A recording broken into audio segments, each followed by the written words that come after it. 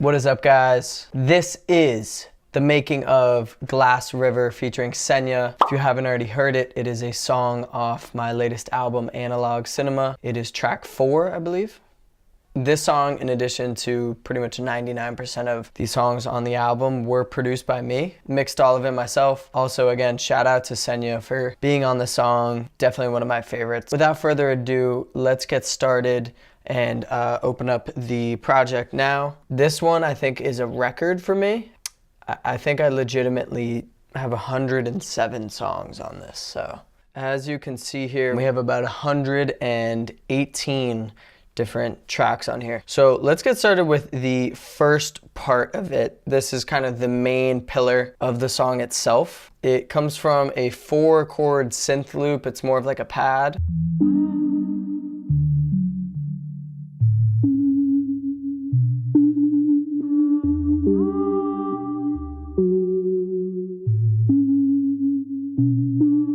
When I first heard that, it was simple enough for me to build off.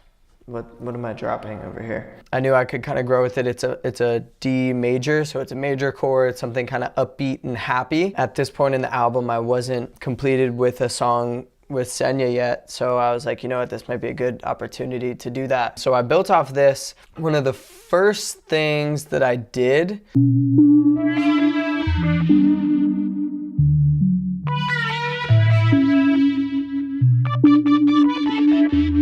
I took a rowboat bass, but I took it on a really high octave, and I almost bent the chords because I like the swing that it had on it. It had that bending towards like the 3rd bar, and it was just like a cool melody to put kind of beneath everything. The next thing I did, I believe, was the bass line.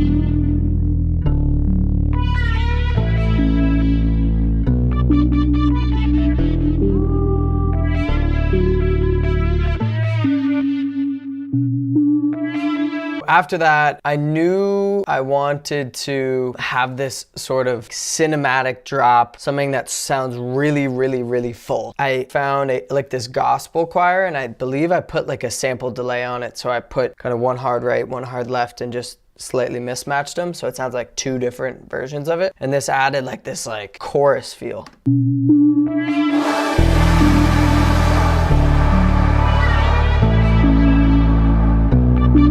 And so I put a delay on it because it's really only, I believe, like a quarter note. It's like a choir saying, oh yeah. And so I extended it to make it sound like they were just kind of saying one note. That was the point where I knew I wanted it to be something simple lyrically. I just wanted it to have a feel where it can bring the listener in and just kind of circle back. I added these guitars that you'll hear periodically through the song, and they're kind of just guitar samples and chops that aren't really long lasting, but I placed them in specific parts to kind of create its own guitar melody. And that sounds like this. I'm gonna mute the gospel part so you can hear it better.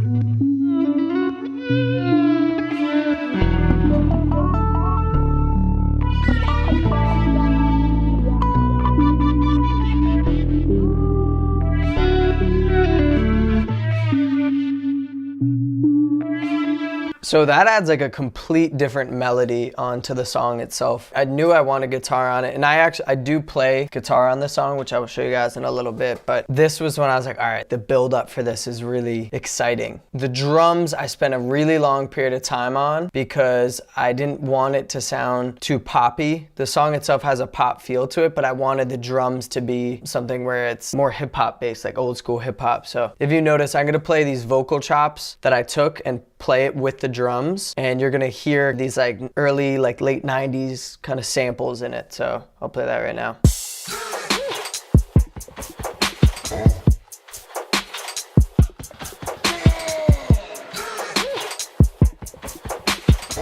So that alone right there, regardless of the melody and the chords on it, like that brings kind of the hip hop vibe to it that I really needed on it. After the drums, instrument wise, was pretty much done. I had an original demo of something called Glass River that sounded completely different, and I wanted to incorporate that title and the concept into a song. So I was like, all right, the next song I make, the one with Xenia, it's gonna be called Glass River. I don't even know what the song is gonna sound like.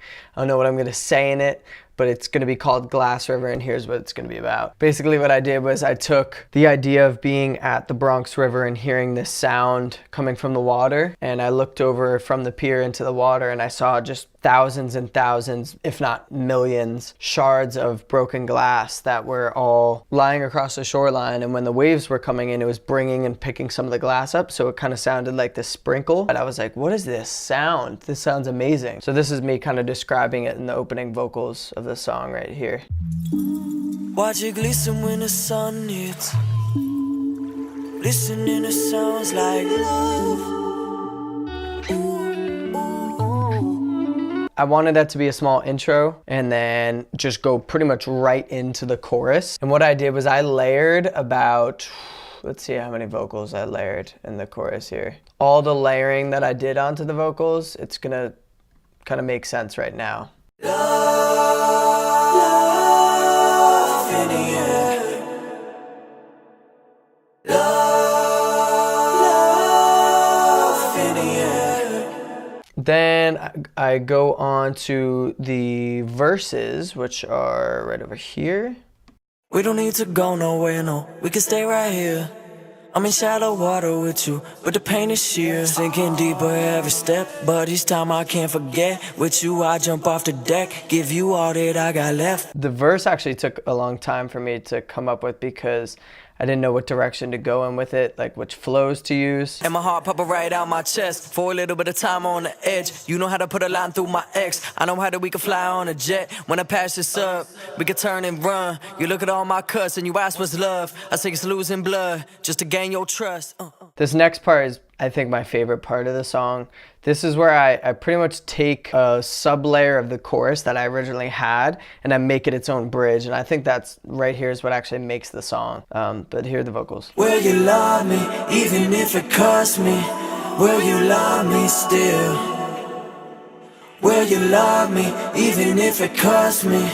And so that's just the vocals of the bridge. So at this point, this was like right when I got a guitar. I still didn't know really how to play. So I took more of the percussive side, added like just strumming to it, this thin strumming, and just put like this distortion on it so it could give like that guitar build-up feel.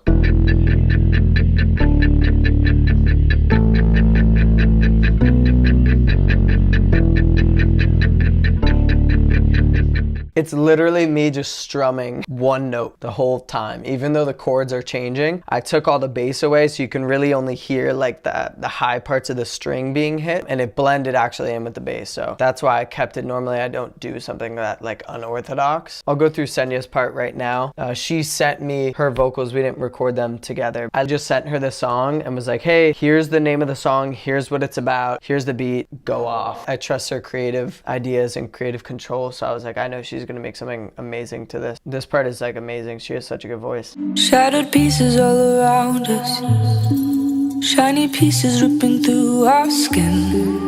Oh, it looks like gold, but we feel so alone. And baby, it's the sound like the bridge comes back. After that, the beat and the song is completed too. There was, I think, 12 different versions of this that I made, like mixing and mastering, because I wanted each part of it to sound a specific way. And this easily took me the longest on the entire album. This song and the rest of the album, Analog Cinema, is out now everywhere. Just check it out, save it to a playlist, and share it with a friend, because that would benefit all parties involved. My name is Gallo. This was the making of Glass River. Thank you again for watching. Hit that subscribe button and also turn that notification bell on, because I'm gonna be dropping some videos at a pretty ferocious pace. So without further ado, Glass River. We can turn and run. You look at all my cuts and you ask what's love. I think it's losing blood just to gain your trust. Will you love me even if it costs me? Will you love me still? Or sound like, will you love me even if it costs me? Will you love me still? Yeah.